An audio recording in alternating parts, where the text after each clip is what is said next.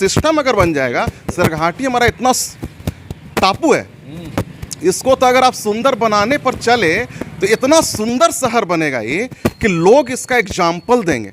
घाटी में बहुत सारे मोहल्ला हैं, लेकिन किसी भी मोहल्ला में एक भी पार्क नहीं है।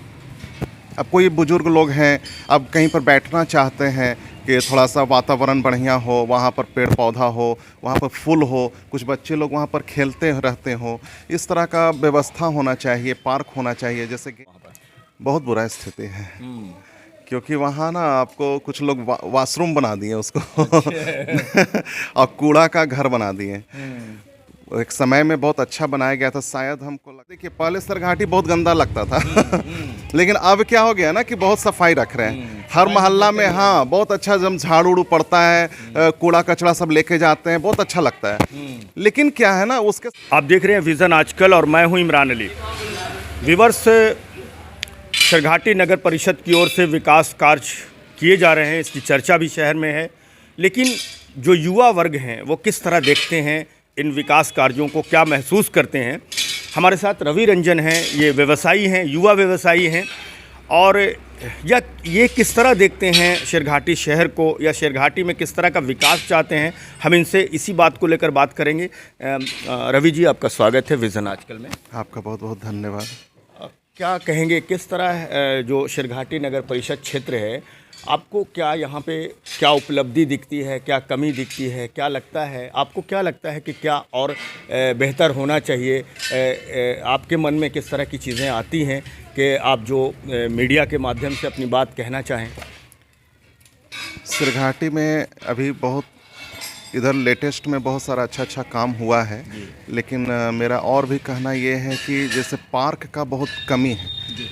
शहर छोटा सा ही है हमारा, लेकिन इसमें हम चाहते हैं कि कुछ बच्चे लोग को खेलने के लिए बस एक ही मैदान है, रंगलाल हाई स्कूल का मैदान है, और मोहल्ले में बहुत सारा मोहल्ला है, सरघाटी में बहुत सारे मोहल्ला हैं, लेकिन किसी भी मोहल्ला में एक भी पार्क नहीं है।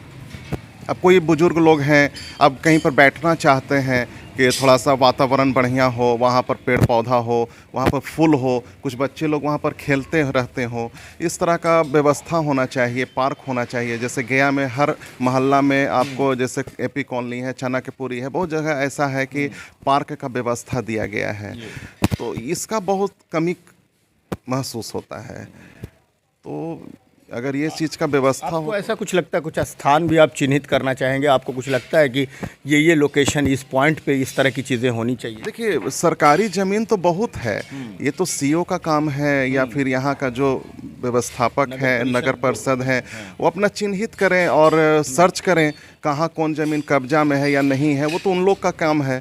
अब उसको अपना सर्च करके जो सरकारी ज़मीन है उस पर अपना व्यवस्था दें। हर इलाका में एक पार्क नुमा व्यवस्था हो, ताकि बैठने उठने में अच्छा हो। मैं तो ज़्यादा यहाँ पार्क नाम से कुछ जानता नहीं हूँ, लेकिन एक सिर्फ जेपी चौक के समीप जेपी पार्क की स्थापना हुई थी 2-3 दशक पूर्व, लेकिन अभी जो जेपी चौक है या जेपी पार्क है, अभी पार्क के नाम पर मैं वही जानता हूँ। तो अभी उसकी क्या स्थिति है, आपने कुछ देखा है क्या वहाँ पर?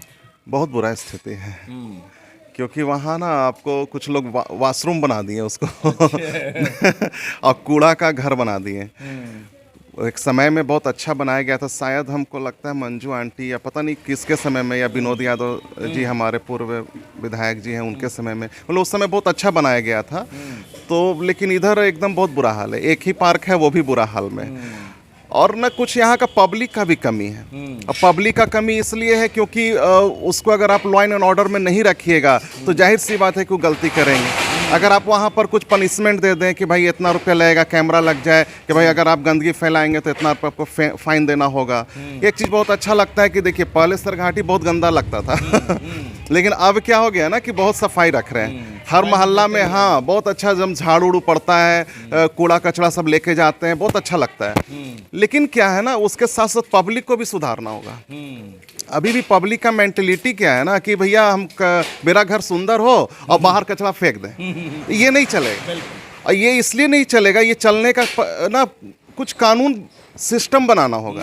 भैया आप कुछ कूड़ा फेंकते पकड़े गए, 500 रुपया चार्ज लगेगा। 500 में नहीं, फिर भी फेंक रहा, भैया 1000 लगा दो तो ये सब चीज़ अगर जब तक सिस्टम नहीं बनेगा ना तो आदत वही रहेगा। अभी झाड़ू मार के जाते हैं, फिर देखिए ना कोई कचरा डाल देंगे, तो ये नहीं होना चाहिए। ये सवाल किया तो एक बात हमारे जहन में भी आ गई, जो बिल्डिंग मटेरियल्स है, अभी ज़्यादातर जो घर बनते हैं, महीनों लोग बिल्डिंग मटेरियल्स को सड़क पे छोड़ देते हैं, और कुछ परसेंट उठाते हैं और बाकी का रोड पे ही छोड़ देते हैं, तो उसका भी प्रभाव पड़ता है, वो फिर धूल गर्दा बन के उड़ता रहता है। देखिए मकान बनेगा तो जाहिर सी बात है कि लोग गिराएंगे ही, लेकिन उसको तुरंत अपना शिफ्ट कर दें, जहाँ पर आपको व्यवस्था उसको शिफ्ट कर दें, या फिर आप गिरा रहे हैं तो फिर उसको बढ़िया से फिर क्लीन कर दें जब आप उठा रहे हैं तो उसको, है ना।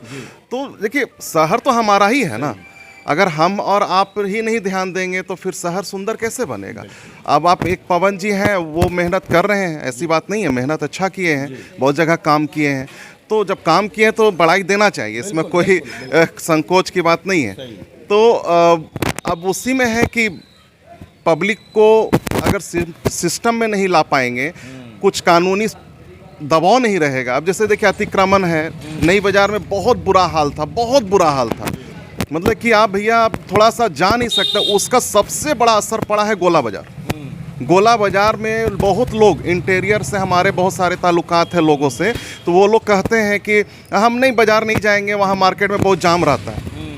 भैया तो मार्केट तो इफेक्ट पड़ रहा है ना, और सरघाटी का बोन जो है वो गोला बाज़ार है। अगर आप बोन पर ध्यान नहीं देंगे तो आपका क्या हाल होगा भैया, मार्केट तो चला गया फिर, है ना, और रोजी रोटी सबका चला जाएगा, डैमेज होगा, बिजनेस डैमेज होगा।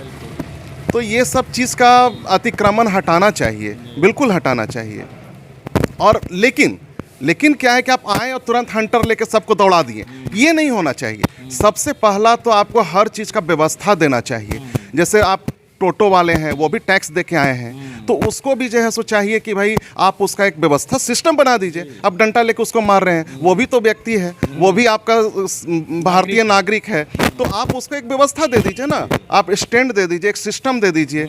आप सिस्टम दीजिएगा, उसको थोड़ा टाइम लगेगा, लेकिन सिस्टम में आ जाएंगे धीरे धीरे। सब्जी बेचने वाले हैं, फल बेचने वाले हैं, गरीब हैं, अब कोई देहात से आके सब्जी बेच रहा है, आप उसको सामान को उठा लिए, आप समझिए कि वो व्यक्ति 10,000 रुपया कहीं से व्यवस्था करके, पूंजी इकट्ठा करके, तब वो अपना सब्जी कारोबार कर रहा है। आप उसका सब्जी उठा के लेके चले जाएंगे, आप किसी का गुमटी उठा के लेके चले जाएंगे, भैया वो कैसे कैसे पैसा व्यवस्था किया है वो वही जान रहा है ना। तो आप उसको सबसे पहले व्यवस्था दे दो ना, उसको इज्जत दे दो, आप उसको व्यवस्था दे दो। अगर इसके बाद भी गलती करे तो एक सिस्टम बना दो, भैया इतना रुपया आपको चार्ज लग जाएगा, फिर भी नहीं मानोगे 1 महीना का जेल आपको खटना पड़ेगा। इस तरह का कोई सिस्टम अगर बन जाएगा, सरघाटी हमारा इतना टापू है, इसको तो अगर आप सुंदर बनाने पर चले तो इतना सुंदर शहर बनेगा ये कि लोग इसका एग्जाम्पल देंगे।